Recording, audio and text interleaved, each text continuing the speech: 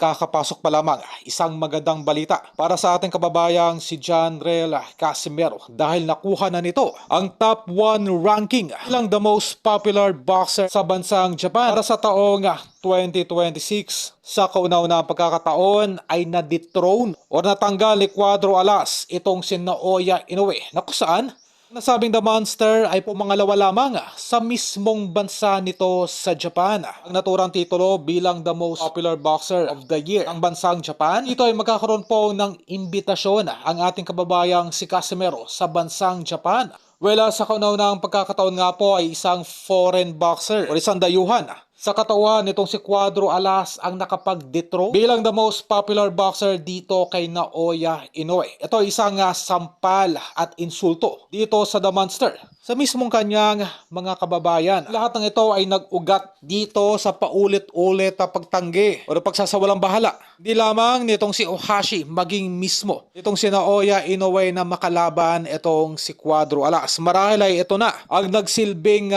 ganti ng mga Japanese boxing fans na kung saan ay kanila pong binoto itong si Cuadro Alas bilang the most popular boxer of the year. Every 3 months po ay nagkakaroon po uli ng panibagong survey. Kung masusundan pa sana ng isang magandang laban ni Cuadro Alas sa bansang Japan, mataas po ang tsansa. Ito ay mananatiling most popular boxer buong taon ng 2026. Pamanang pinakamahalaga po ay nagkaroon na ng konkretong recognition. Itong ating kababayan, hindi lamang ang mga Filipino boxing fans, maging mismo ang mga Japanese boxing fans na misto lang nawala na ng gana sa kanilang itinuturing na The Monster na si Inoue.